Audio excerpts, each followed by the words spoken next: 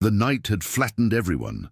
Not dramatic exhaustion, just the quiet, grinding kind that dulled edges and slowed reactions. Harborview's ER moved on habit now, not adrenaline. Monitors beeped in tired rhythms. Shoes squeaked against floors that never quite dried. Coffee cups sat untouched, already cold. Ava Mercer checked the assignment board and saw her name beside helipad intake support. No one commented. That was how you knew it was considered low-value work. "Roof's yours," the charge nurse said without looking up. "Just don't get in the way." A resident smirked. "She'll double-check the sky before we land, too." Ava nodded once, picked up the clipboard, and said nothing. She took the elevator up alone. The ride was loud in the wrong places, cables humming, ventilation rattling. When the doors opened, rain slapped sideways across the pad, driven hard by wind that kept changing its mind. Ava stepped out and felt the cold cut through her scrubs immediately. She didn't rush. She walked the perimeter once, eyes scanning without pausing on anything long enough to look suspicious. Floodlights cast sharp shadows that moved as the rain thickened. The pad surface glistened, uneven patches catching light differently. She crouched briefly and pressed the sole of her shoe down, testing friction. Less grip than earlier. She straightened and made a mental note. Inside the rooftop anteroom, Ava began setting up. Airway cart first. Opened, checked, closed again. Blood warmers powered on and tested, temperature verified twice. Flight kit unpacked with deliberate spacing. Suction tubing coiled the way her hands expected it. Seals intact, straps laid flat instead of twisted. No wasted motion, no flourish. Down in the ER, voices rose and fell. Up here, the soundscape narrowed to rain, wind, and the distant thump of rotors from somewhere far out over the water. Ava checked the rotor wash sock mounted near the edge of the pad. It hung at an odd angle, snapping hard in gusts that didn't line up with the tower's last advisory. She adjusted its position slightly and watched it settle. She noted the direction. Again, silently. A flight medic came through the door, helmet under his arm, eyes red-rimmed. "You good up here?" he asked. "Yes," Ava said. He glanced at the setup. "You're thorough." She gave a small nod. "It helps." He shrugged and headed back inside. Ava returned to the kit and noticed the first problem. One of the securing straps on the stretcher rail wasn't threaded correctly. Close enough to pass a glance, wrong enough to matter if weight shifted under lift. She fixed it in 3 seconds, fingers moving without thought, then stepped back as if it had always been that way. A senior nurse came up moments later, breathless. "Why is this taking so long?" she asked, already reaching for the radio. "We're set," Ava said. The nurse glanced around, then at Ava's hands. "You don't need to be so careful. This isn't your first day on Earth." Ava didn't respond. She just handed over the clipboard with the checklist complete, each box marked neatly. The nurse scanned it, huffed, and walked away. Ava exhaled slowly. She moved to the edge again and checked the pad lights one by one. Rain pooled near the drain, swirling instead of clearing. She nudged debris away with her shoe and watched the water shift. Not ideal, still workable. Her radio crackled, breaking the rhythm. "Harborview inbound air med," dispatch said, voice tight with interference. "Military escort, patient critical, ETA 8 minutes, condition hot and unstable." Ava closed her eyes for half a second. Military meant wait, urgency. People who didn't like waiting. She acknowledged the call and clipped the radio back onto her vest. Her pulse stayed steady. Her hands didn't. Below, the elevator dinged, and the resident from earlier stepped out, rain plastering his hair to his forehead. "You hear that?" he said. "Seals. This is going to be a mess." Ava adjusted the blood warmer again, checking the readout. "They'll want speed." "No kidding," he said. "Try not to slow us down." She looked up then, meeting his eyes briefly. "I won't."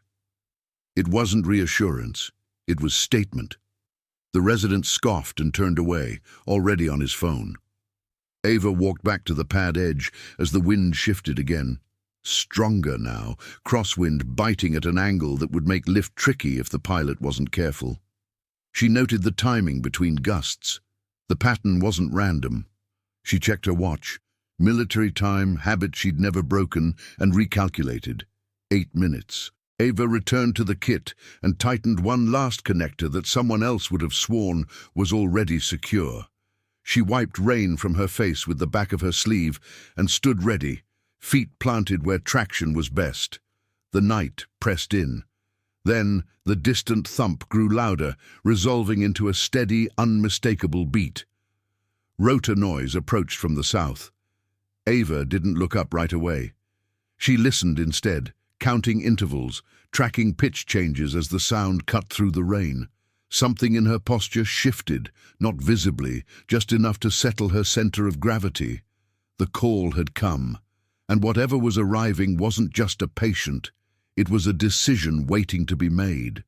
The weather didn't change all at once. It thickened. Rain that had been steady turned heavy, slamming against the floodlights and blurring the edges of the rooftop into streaks of white and grey. Wind slid across the pad in uneven waves, tugging at loose fabric and snapping at the rotor wash sock until it twisted against its mount.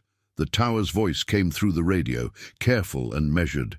Harbour View pad, advisory only, crosswind shift 10 to 15 degrees, gusts increasing, visibility holding marginal. Advisory only, not a stop, not a delay. Ava acknowledged and clipped the radio back onto her vest.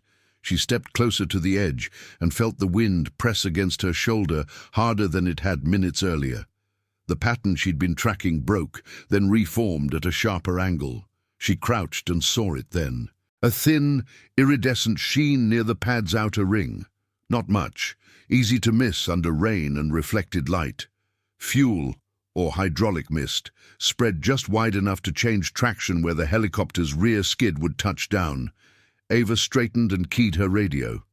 "Pad support to ops," she said, noticing possible fuel sheen near the east edge. "Recommend check before touchdown." There was a pause. Static crackled. "Copy," Ops replied. "We'll note it." Nothing else followed. Ava watched the sheen spread another inch, water pushing it outward instead of washing it away. She took 2 steps to reposition a cone, angling it just enough to redirect foot traffic away from the slick. No one commented. The elevator doors opened again, and the sound of boots hit the concrete with force. The AirMed crew emerged first, faces tight, movements clipped. Behind them came the SEALs. They moved with urgency that bordered on aggression, eyes already scanning for the aircraft, voices loud enough to cut through the rain. "We're burning time," one of them said. "Where's the bird?" "Inbound," the crew chief replied. 2 minutes. "That's 2 minutes too long," another SEAL snapped. "He's crashing." Ava stood just off to the side, hands on the airway cart, posture neutral. She watched the interaction without stepping into it. The pilot followed last, helmet still half unfastened. He adjusted it with a gloved hand that slipped once on the latch before finding purchase. He frowned, tried again, and got it secure. A micro error. Small. Corrected. Ava filed it away. "How's the wind?" the pilot asked, voice sharp but tired. "Within limits," the crew chief said. "But it's dancing." The pilot nodded, breathing faster than the cold alone justified. His eyes flicked to the pad lights, then to the sky, then back again. "Fuel's good," he said. "We'll be quick. We'll be—" Ava heard the words he didn't say. "We won't hover long." The SEALs brought their teammate forward on the stretcher, blood soaking through layers of dressing despite pressure. Ava stepped in automatically, checking lines, adjusting oxygen, reading the numbers without slowing. She spoke once to the medic. "Pressure's dropping." "I know," he said. "We're launching." Ava looked up toward the aircraft just as the pilot keyed his mic. "Tail feels light," he said, almost to himself. The phrase hit her like a physical jolt, not fear, recognition. Ava didn't move for half a second. She listened instead, listened to the pitch of the rotors as they began to spool, to the way the wind caught and released the disc unevenly, to the pilot's breathing as it tightened further. "Tail feels light" wasn't casual talk. It was a warning. She stepped closer to the pilot, careful not to crowd him, and raised her voice just enough to cut through the rain. "Can you clarify that?" she asked. "Light how?" He glanced at her, irritation flashing. "We're fine." The crew chief hesitated, eyes darting between them. "We're within talk," the pilot added. "I've got it." Ava nodded once and stepped back. She felt the moment slipping, the hierarchy closing ranks around urgency. She was a rookie nurse on the roof, not flight crew, not command. She checked the pad again. The sheen hadn't gone anywhere. The SEAL nearest her leaned in. "We going or not?" Ava met his eyes briefly. "As soon as it's safe." His jaw tightened. "Safe is getting him out of here." She didn't argue. She turned back to the stretcher and secured the last strap, pulling until it clicked into place. Her hands were steady, even as her mind raced through scenarios she didn't want to name yet. The monitor alarm chirped sharply. "Pressure's crashing," the medic said. The numbers dropped fast enough to force the issue. Hands moved. Voices rose. "Load him," the pilot ordered. Ava felt the decision locking in around her. Launch now, stabilize later. The simplest path. The wrong one, she thought. She opened her mouth to speak again, then closed it. Not yet. Not without proof. Not without the right words. The rotors spun faster, wash-slamming rain sideways across the pad. A loose tool skittered toward the edge before Ava kicked it aside without looking. The SEALs crowded closer, forming a wall of urgency that pushed everything toward motion. Ava took one slow breath in, one out. She knew what she was seeing. She knew what tail light meant in this wind, on this pad, with that weight and that sheen. But knowing wasn't enough. Not yet. The monitor screamed again, louder this time, and suddenly waiting felt like a luxury no one believed they could afford. The helicopter arrived already wounded by the night. Rain hammered its fuselage as the skids touched down, rotors clawing at air that refused to stay still. The pad shuddered under the wash, floodlights flaring and dimming as water streaked across their housings. Two SEALs jumped first, boots hitting concrete in perfect sync. They didn't waste words. They moved as a single unit, hauling their teammate between them, his weight sagging in the harness, blood darkening the front of his gear despite layered dressings. "Clear!" one of them barked. Ava stepped forward without waiting to be told. She took the head position immediately, fingers already at the jawline, checking for airway patency as they crossed the pad. The patient's breathing was shallow and wet, each inhale a risk. She felt vibration through her gloves, coarse, irregular, blood and swelling fighting for the same space. "Airways threatened," she said to the medic, not raising her voice over the rotors. "I'm supporting." The medic nodded and shifted with her. They moved in rhythm, hands passing instruments without looking, practiced enough to look calm, even as numbers dropped. The trauma bay doors below were full. Radios crackled with updates Ava didn't need to hear to understand. Every bed was occupied. Every minute on the ground was a subtraction they couldn't afford. "This is the only play," the crew chief said, glancing toward the stairwell that led down. "We go air, or we lose him." Ava tightened the tourniquet a notch and watched the bleeding slow, not stop. She sealed the chest again, pressing hard enough to count ribs beneath her palm. The patient coughed weakly, pink froth staining the mask. "Pressure support," she said, and felt the medic comply instantly. The SEALs leaned in, faces hard with focus. "We launch now, or he dies," one said. It wasn't a threat, it was math. The pilot's voice cut through the noise. "We're within limits." Ava didn't look at him yet. She finished what she was doing, secured the airway adjunct, checked the strap tension, made sure nothing would shift under lift. Only then did she lift her eyes. The crew chief was watching the aircraft, not the patient. His jaw was set, eyes flicking between the rotor disc and the windsock, as gusts shoved the blades off-plane and let them snap back. "Within limits," the pilot repeated, sharper this time. He reached for the collective. Ava took a half-step toward the edge of the pad and watched the disc. Not the aircraft as a whole, the disc. The way it dipped on one side when the wind came across at an angle. The way the wash scattered rain unevenly, tracing invisible currents that pushed and pulled instead of flowing clean. She counted the timing between gusts. Shorter now, less predictable. The stretcher was loaded. The SEALs climbed in after their teammate, hands braced, eyes never leaving him. One of them glanced at Ava. "Can you keep him alive?" he asked. "I can keep him alive," Ava said, "if we get him there." The pilot closed his door. The crew chief hesitated, one hand still on the frame. He looked at Ava again, searching for something she hadn't said yet. The rotors accelerated. The wash slammed harder, flattening rain against the pad. Ava felt it push at her knees, forcing her stance wider. She watched the tail boom flex slightly as a crosswind hit, watched the skid nearest the slick patch slide a fraction before settling again. Too close. The aircraft rocked as a sudden gust slapped it broadside. Not enough to abort, enough to register. A metallic clatter skittered across the pad, someone's tool knocked free by vibration.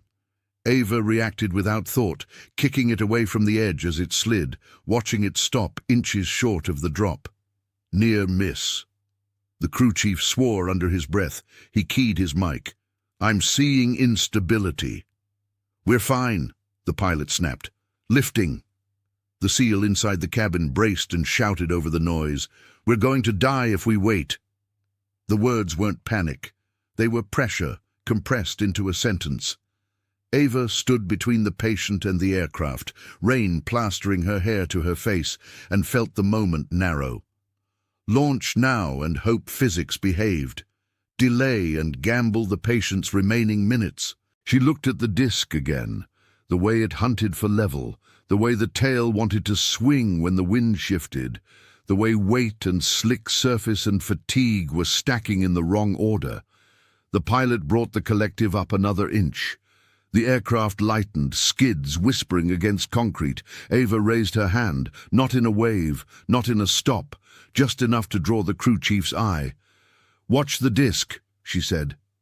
Another gust hit, harder this time. The helicopter lurched, nose yawing before the pilot corrected. The skid scraped, metal protesting, and for a split second the tail swung toward the edge where the sheen gleamed under the lights. The aircraft settled back down with a jolt. Silence didn't come, but something shifted. The pilot's breathing changed. The crew chief didn't look away this time. Ava lowered her hand. She didn't say anything else. She didn't need to. The night had given its warning. Ava raised her hand again, this time higher, palm open, fingers spread so it read as a request instead of a challenge. 2 minutes, she said.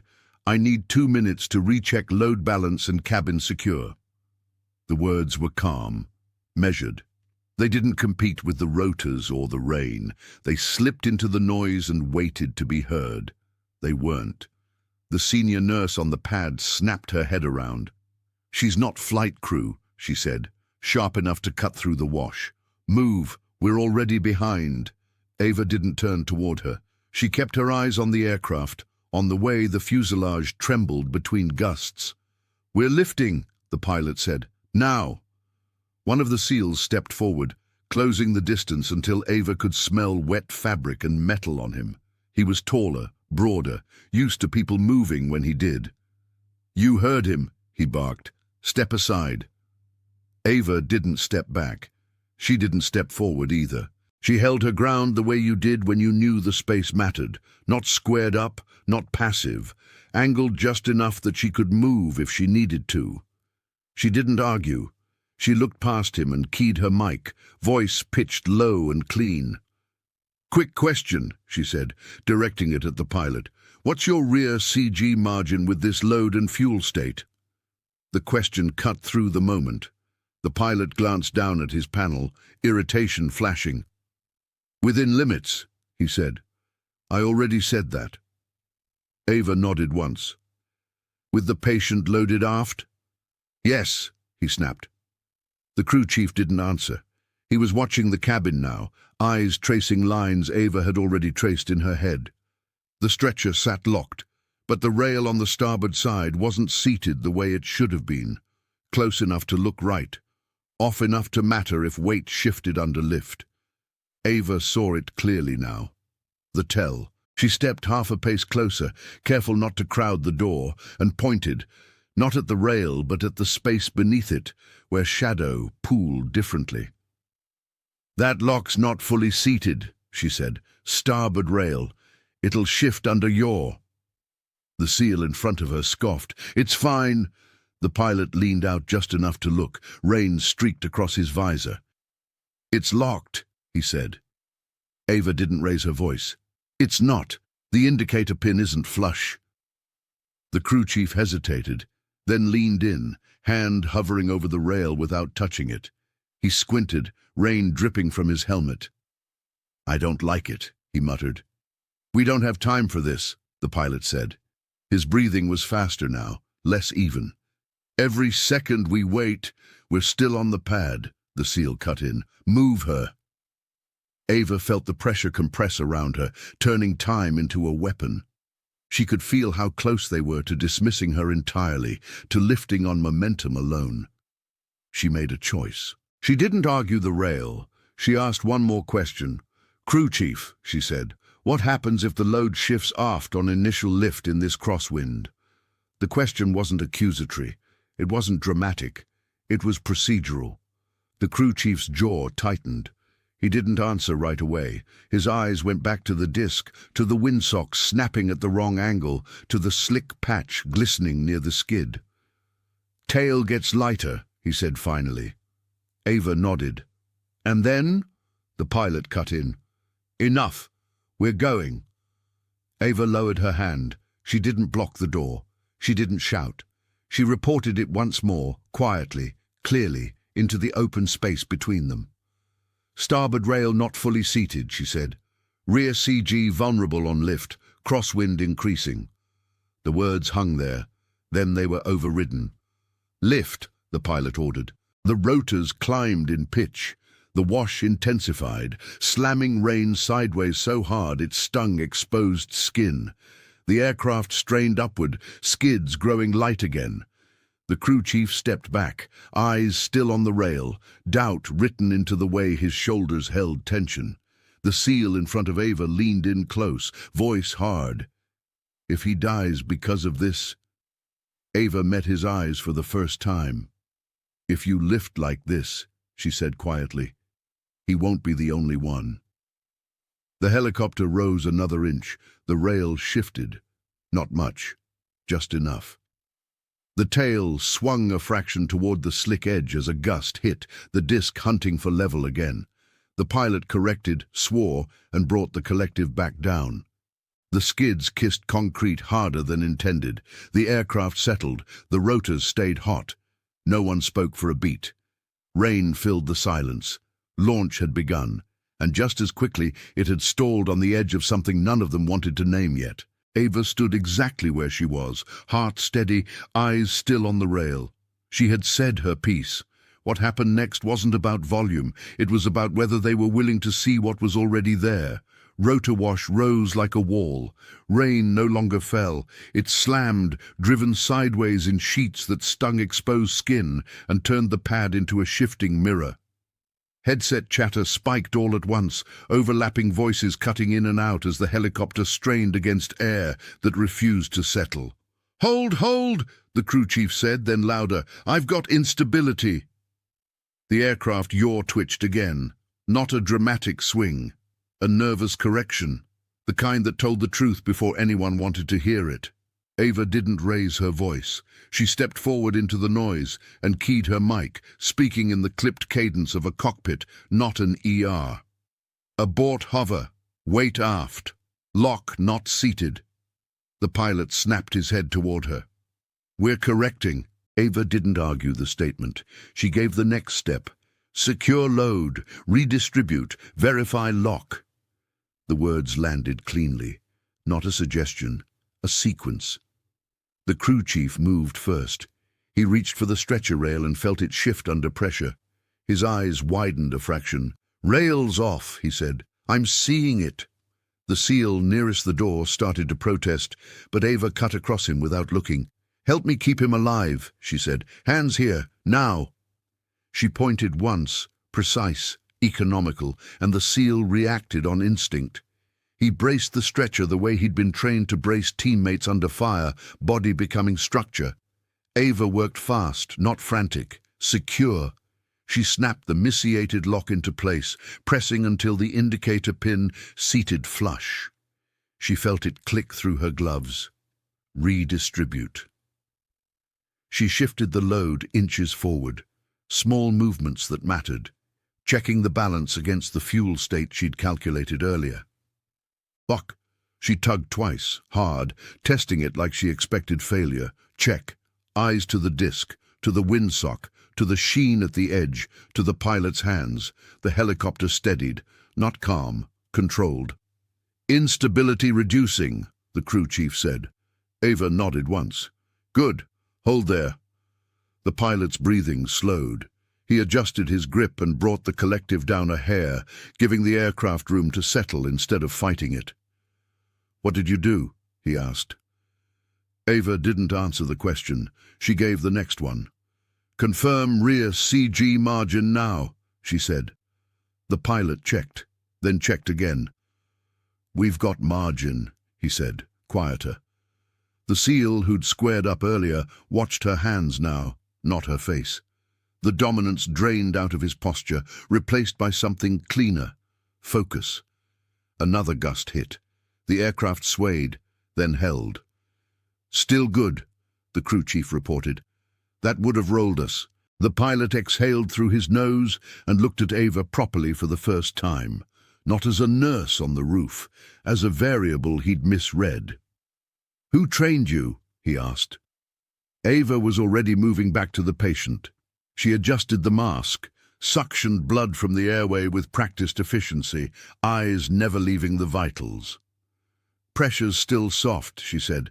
"We need clean lift and climb." "That's not an answer," the pilot said. Ava met his eyes briefly. "Doesn't matter." She pointed to the rotor disc. "That gust cycle will ease for about 20 seconds. That's your window." The crew chief looked at the windsock, then the rain patterns. "She's right," he said. "It's lining up." The pilot hesitated, then nodded once. "Okay, on your mark." Ava listened, counted, felt the pad through her feet. "Now," she said. The pilot brought the collective up smoothly this time. The aircraft lifted clean, skids leaving concrete without scrape or sway. No yaw snap, no hunt. The helicopter climbed into the rain, rotors finally biting air that cooperated. Inside the cabin, the patient's vitals ticked up just enough to hold. Ava stayed with him, hands steady, mind quiet, riding the thin margin she'd bought them. Over the headset, the pilot spoke again, voice lower, different. "Good call, nurse." Ava didn't respond. She checked the monitor, adjusted oxygen, and kept her eyes on what mattered as the city fell away beneath them. The numbers turned on her. Oxygen saturation slid first, slow enough to pretend it might recover on its own. Ava adjusted the mask and felt resistance where there shouldn't have been any. She suctioned again and pulled back blood, thicker now, darker, while the patient's chest struggled against swelling that was winning. "Airways closing," she said to the medic. "We're losing room." The helicopter idled, rotors hot, rain hammering the canopy. Outside, the city blurred into streaks of light and water. Inside, the air felt smaller with every breath the patient tried to take. "If we don't go now, he dies," a SEAL said. It wasn't a demand. It was a conclusion. Ava didn't contradict him. She watched the monitor tick down another point and felt the math tighten. If they didn't launch, the airway would seal. If they launched like this, they'd be lifting a compromised aircraft into a crosswind that had already shown its teeth. The aircraft shuddered, just enough to register through the frame, and a warning light flickered amber on the panel. The pilot glanced at it, jaw tightening. "Torque's flirting with limit," he said. The crew chief leaned forward, eyes narrowing. "Vibrations up." The helicopter wasn't failing. It was telling them the truth. "We can't keep sitting here," one of the SEALs snapped. His voice cracked, not with fear, but with urgency compressed past its breaking point. "We're going to die if we wait." The words hit hard, because they weren't wrong. They were just incomplete. At the edge of the pad, hospital administration had appeared, jackets thrown over scrubs, radios in hand, eyes wide with the wrong kind of authority. "You need to shut this down," one of them shouted over the rotors. "This is outside protocol. We don't authorize—" No one listened. The sound swallowed him whole. Ava felt the chaos trying to claim the moment, everyone pulling at a different thread, everyone right about their own piece. She closed her eyes for a single breath and narrowed the problem. Not the patient, not the weather, not the helicopter, the condition. She looked again at the rotor disc through the rain, at the way the aircraft hunted when torque spiked, at the way the warning light flared when the pilot tried to bring power up too quickly. She matched it against the sheen on the pad, the aft heavy load, the crosswind angle. The helicopter wasn't unsafe in general. It was unsafe right now. "Hold," Ava said. The word cut through because she didn't shout it. She leaned in toward the pilot, voice steady enough to be heard through the headsets. "We're hitting torque limit because the load is fighting you at lift," she said. "Wet pad, crosswind, aft bias. You're asking for power before the disc is settled." The pilot stared at her. "We don't have time to debate aerodynamics." "I'm not debating," Ava replied. "I'm buying you 20 seconds that won't kill us." The crew chief looked between them. "Talk." Ava shifted back to the patient and worked even as she spoke. "Airway swelling is the immediate threat," she said. "We stabilize that first. Not perfect, just enough. That buys us minutes." She adjusted the head position, elevated slightly, suctioned again, and switched to a different airway adjunct with practiced efficiency. Blood came away cleaner this time. "Second," she continued, "we don't lift until the gust cycle eases. It's not random. It's coming in waves." She glanced at the windsock, at the rain pattern bending, straightening, bending again. "Third, we lift smooth and shallow. No hover fight. No correction after break. Clean up and go." The pilot hesitated. "If the airway fails while we wait—" "I'll own that," Ava said. "I'm staying with him." The SEAL who had squared up earlier leaned closer, eyes locked on her face now. "You're sure?" Ava met his gaze. "I'm disciplined." It wasn't bravado, it was a statement of method. Another warning chirp sounded, sharper this time. The pilot cursed softly and pulled power back, the helicopter settling again. "Admin says abort," the voice shouted from behind them. No one responded. Ava worked fast now, but not rushed. She stabilized what she could, watching the oxygen creep back up by 2 points. Not safe, better. She timed the wind again, counted under her breath. The crew chief leaned forward. "Cycles easing." Ava nodded. 10 seconds. The pilot adjusted his grip, breathing sinking with the machine. The SEALs went quiet, muscles coiled, waiting for direction. 5, Ava said. The gusts softened, rain falling straighter now, the pad momentarily honest. "Now," she said. The pilot brought the power up in one smooth motion. The helicopter lifted without complaint this time, torque holding steady, disc clean, tail obedient. Inside, the patient coughed once and then settled. Oxygen climbed another point. No one cheered. No one spoke. They climbed into the dark with only the sound of rotors and rain and the thin margin Ava had carved out of the chaos. The danger wasn't gone, but it was contained, for now. The helicopter began to rise again. Not clean, not wrong, just early. Ava felt it before she saw it, the slight pull in her stomach as the aircraft started to ask the air a question it hadn't finished preparing for. The rotor note shifted. A subtle climb in pitch that meant power was coming in before conditions had settled. She didn't shout, "Hold!" One word, flat, placed exactly between breaths. The pilot froze the collective where it was. The aircraft hovered low, skids light but still kissing concrete. Rain hammered the canopy. The city waited below like it didn't care what happened next. "What?" the pilot snapped. Ava stepped closer, bracing herself against the vibration, eyes on the patient. "Hold," she said again. Same tone, same volume. The SEAL nearest the door took a step forward. "We're done waiting." Ava didn't look at him. She adjusted the oxygen flow, watching the saturation hover at a number that lied by looking stable. "If he dies waiting," she said, still focused on the monitor, "put it on me." The words landed harder than a shout would have. Responsibility, stated plainly, without drama. The pilot turned in his seat. "You don't get to make that call." "I already did," Ava replied. "I'm the only one looking at the airway." A voice cut in from the pad below, hospital admin, amplified and shrill through a handheld radio. "This launch is unauthorized. If you delay care, you are liable. You will be written up." Ava ignored it. The SEAL moved closer now, crowding her space, urgency burning through discipline. "We're not losing him because you're scared." Ava finally looked at him. Not with anger, not with apology. "I'm not scared," she said. "I'm precise." She turned back to the pilot and spoke in language that didn't belong to the hospital. "Torque margin is razor thin in this crosswind," she said. "You're lifting into a transient gust before disc stabilization. If you correct after brake, you'll overcompensate." The cockpit went quiet. The crew chief stared at her. "Say that again." "You're inducing pilot workload at the worst moment," Ava continued. "We need a disciplined pause, then a smooth lift, no hover fight." The pilot's jaw tightened. "You trained flight safety." It wasn't a question. Ava didn't answer.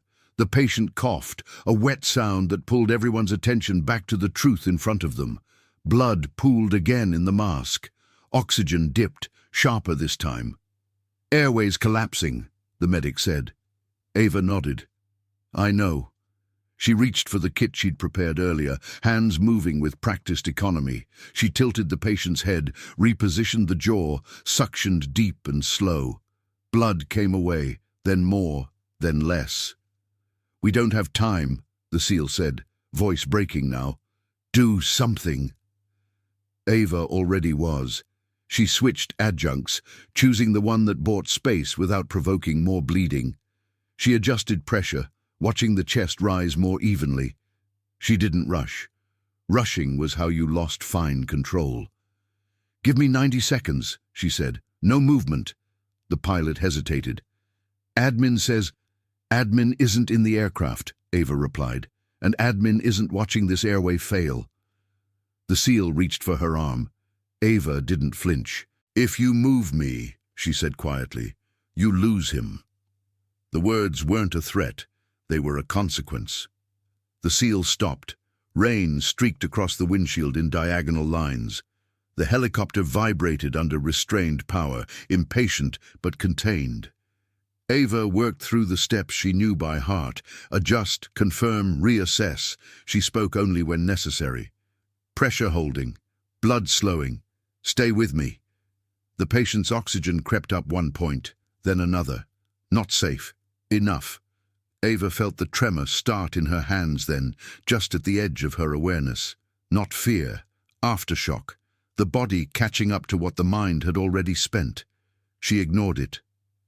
"Wind's easing," the crew chief said, watching the pad.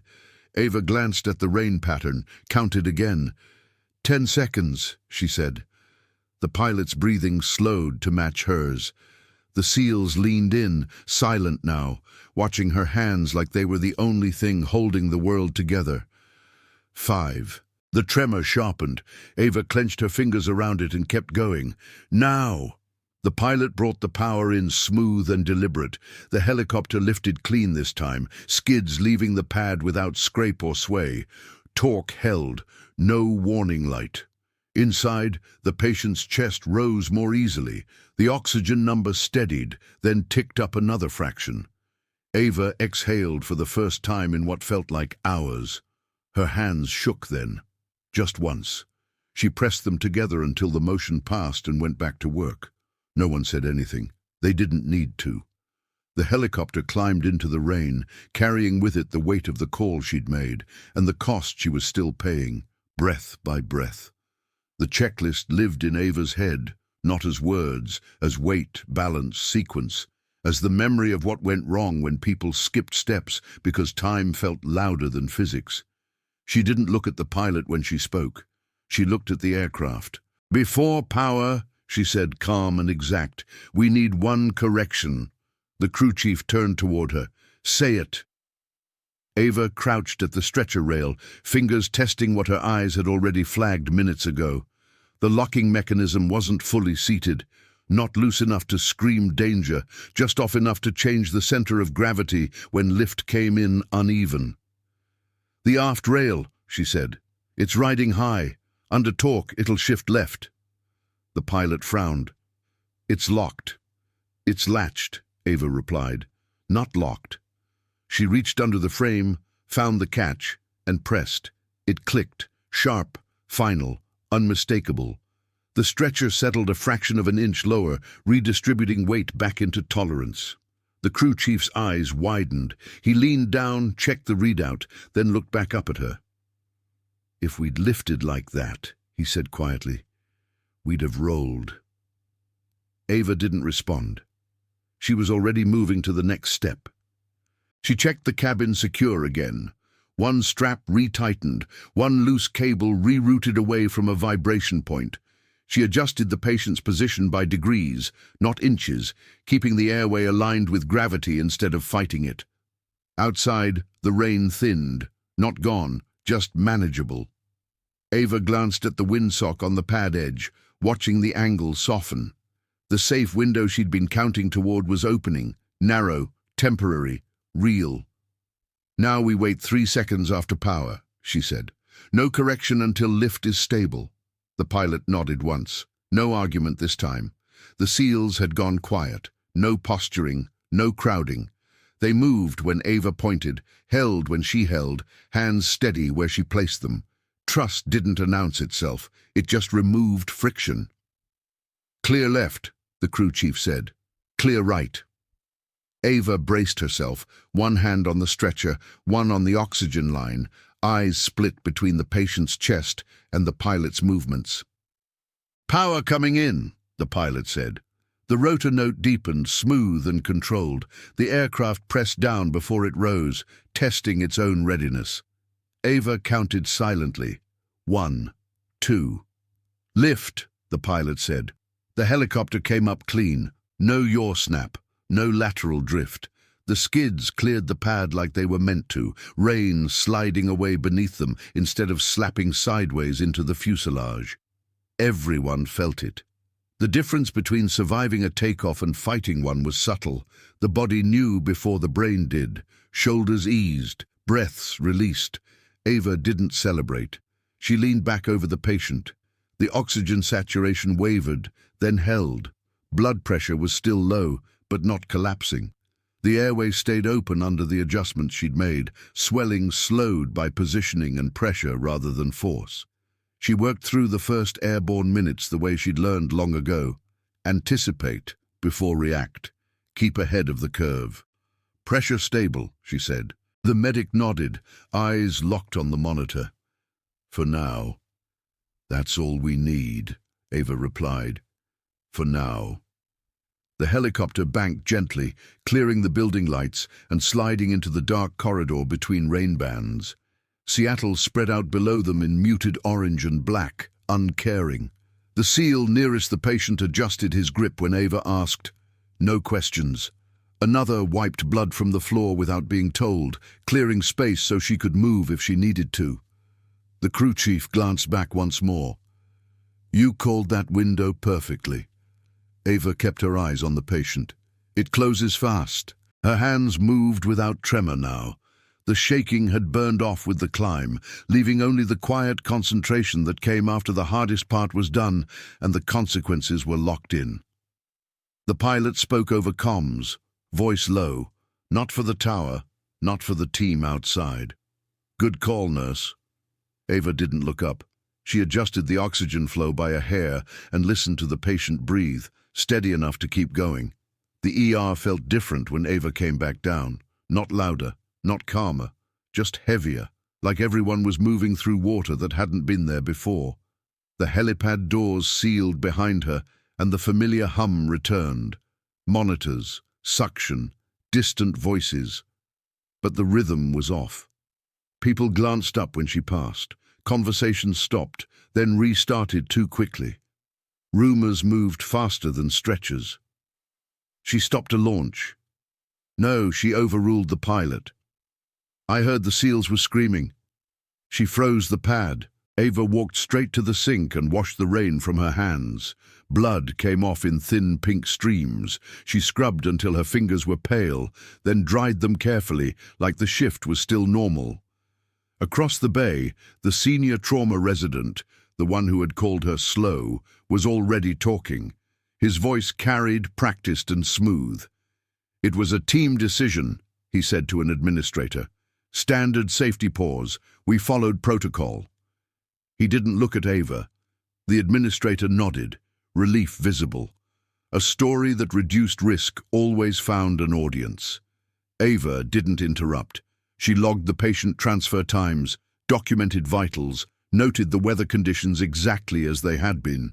Not defensively, accurately. Paper told the truth slowly. A few minutes later, someone else stopped near her charting station. Not hovering, just present. He was older, silver hair clipped short, posture easy but precise. A senior flight medic Ava had seen once or twice in passing. He didn't smile. "You used rotor-disc language," he said quietly. "Not medical." Ava kept typing. It was relevant. He watched her for a moment. Not her hands, her breathing. "You didn't overcorrect," he said. "You waited for the window." "Yes," Ava replied. He nodded once like something had clicked into place. He didn't ask where she'd learned it. People who knew didn't need the answer. He stepped away without another word. Ava finished her note and closed the file. Someone brushed past her, then stopped. A SEAL stood there, helmet tucked under one arm, face unreadable in the harsh light. He held something small in his hand. "Hey," he said. Ava turned. He pressed the object into her palm. A coin, worn edges, no inscription she could read at a glance. "For the call," he said. "He made it to surgery." Ava closed her fingers around the coin. "Good." That was all. The SEAL hesitated, like he might say more, then thought better of it. He nodded once and walked away, boots quiet on linoleum. Administration found her before the shift ended. There were forms, statements, a scheduled review.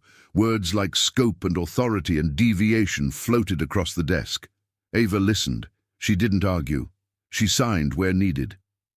"If there are consequences," she said calmly, "I understand." The administrator blinked, thrown off by the lack of defense. "We'll follow up," he said. Ava returned to the floor. Something had changed. People waited for her to finish speaking before they spoke. When she asked for equipment, it arrived without commentary. No one corrected her tone, no one talked over her. It wasn't applause, it wasn't gratitude, it was space. Near the end of the shift, a nurse handed her a cup of coffee without a joke attached. Another asked her opinion and didn't interrupt the answer. Ava finished her notes, slid the coin into her pocket, and checked on a minor patient. Ankle injury, stable, scared more than hurt. She explained the rap slowly, voice even, hands steady. When she left the bay, the ER had settled back into itself. Still strained, still tired, but breathing. No one followed her. No one stopped her. That was how she knew it mattered. Dawn crept in sideways. Not a sunrise, just a thinning of the dark. The rain slowed to a fine mist, barely audible against the rooftop lights. The helipad was empty now.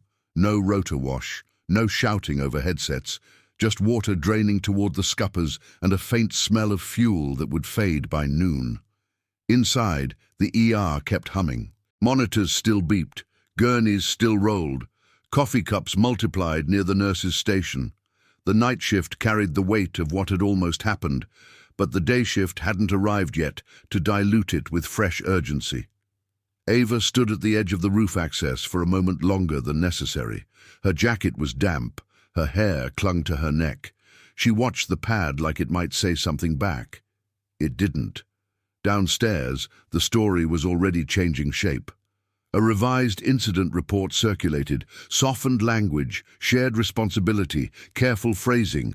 Words like collective decision and procedural pause replaced sharper truths. Names shifted upward. Risk was redistributed until it barely belonged to anyone at all. Ava read the draft once. She didn't correct it. Fighting for credit required energy she didn't have and a desire she'd learned to kill years ago. The outcome mattered. The rest was noise. She signed where asked, initialed where required. Her handwriting stayed neat, controlled, like her hands hadn't spent the night gripping rain-slick rails and vibrating aluminum. Near the lockers, the senior flight medic found her again. Same man, same precise stillness. He didn't block her path. "You made the right call," he said. One sentence, flat, certain. Ava nodded. She didn't thank him. He hesitated, then added, "Most people don't." That was it. No handshake, no follow-up. He walked away like the exchange was complete because it was. Later, someone asked her how it felt to stop a helicopter. Ava answered with a question of her own, like she always did. Did he live? The answer came quietly, from someone who had checked the board twice to be sure. Yes. Ava exhaled. Not relief exactly.